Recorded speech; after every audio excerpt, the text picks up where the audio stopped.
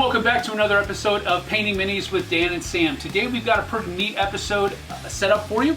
Dan's going to be taking care of another Generation Red character, the Lookout, or as she's known in the pack that's currently available on our website, Rattle Cans.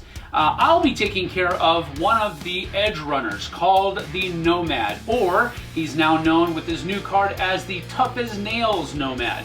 Both are pretty neat miniatures in their own right, so let's get down to the table and let's get painting.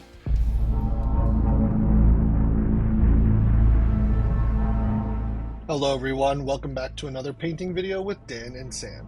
The model we have today is Lookout, a member of the Generation Red gang from Cyberpunk Red Combat Zone.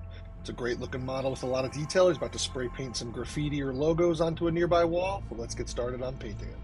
We're going to start off with his sweatshirt here. I'm using Dark Reaper. I apologize for the camera blurriness, still working on a couple of the bugs here, but we'll get right to it.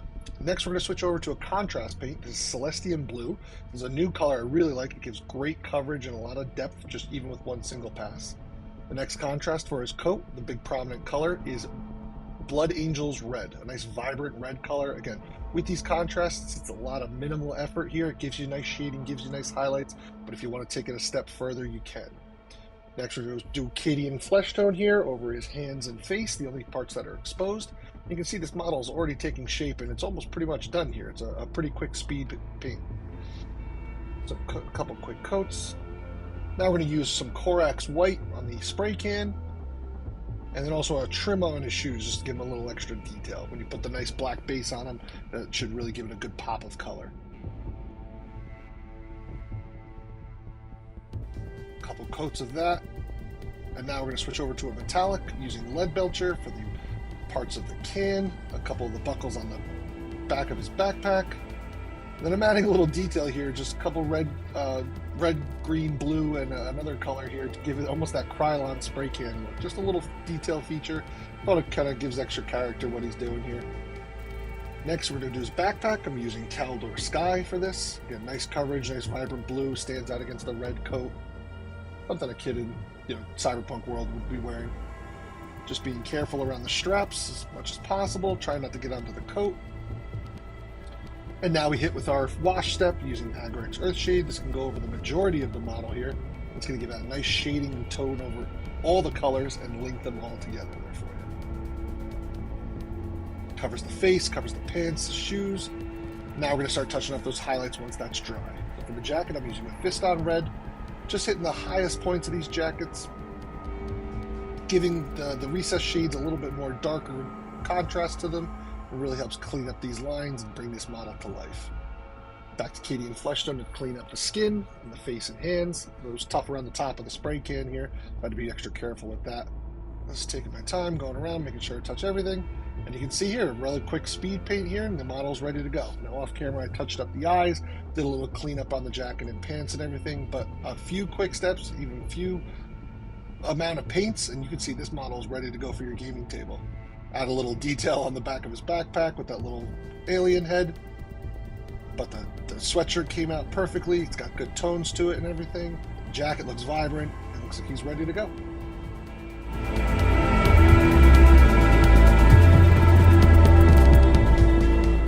Hey folks, here we are going to get started with the Nomad, the Tough as Nails Nomad. You can see it's a pretty decent model with a lot of really rich detail on it.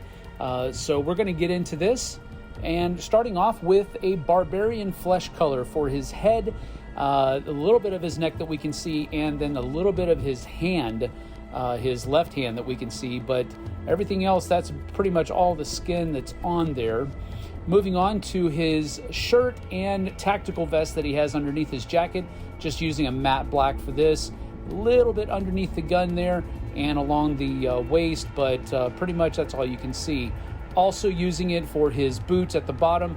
I just envisioned that this guy would not have a flashy pair of hiking boots. He's just got some regular old combat boots, so black did just well. Now I'm going to use a deep blue. This had a little bit of a thinner consistency than I was wanting, so I did have to go back and do a couple of coats as we're working on it, but it turned out pretty good for the base deep blue color that it is.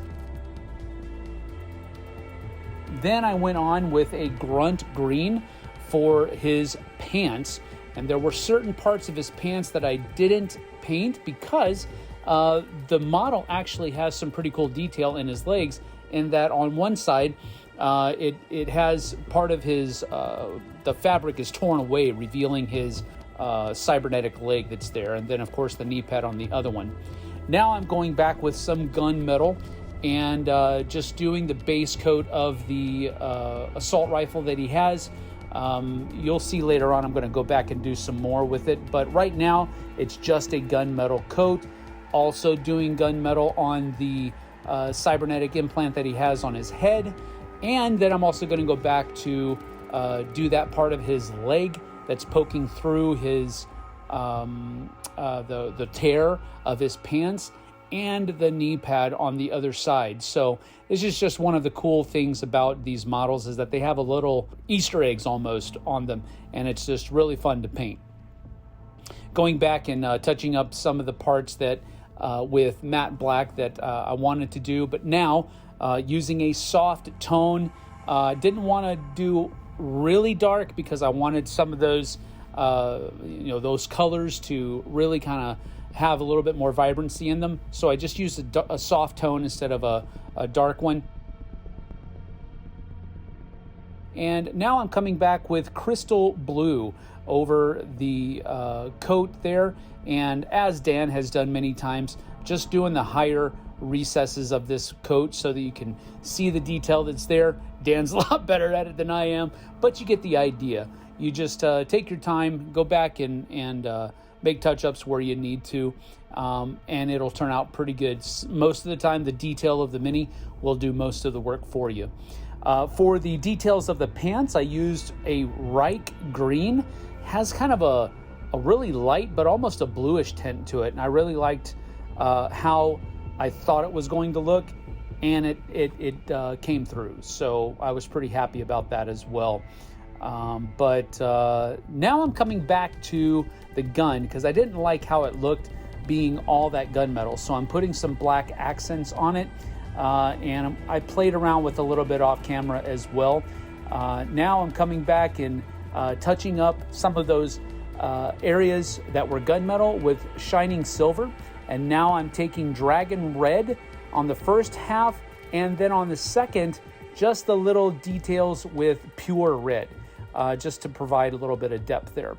Now I'm doing the base. We haven't really showed doing the bases here, but this is how I do it. I'm really rough, and I'm really generous on how much paint I'm putting down, almost using kind of a stipple mechanism or technique. That gives me the texture that I can go back with uniform gray and provide that texture of the road, and then cleaning up the side of the base with matte black again. And pretty much there he is, the tough as nails Nomad from Cyberpunk Red. So that about does it for this episode of Painting Minis with Dan and Sam. We certainly hope that you are enjoying the series. The entire reason we're doing this is for your benefit. We, of course, want to show off our miniatures and how cool we think they are and how easy it is to paint up these miniatures and enrich your experience with the game. But we also want you guys to have some resources at your disposal so that you can hit the ground running when Combat Zone reaches your hands.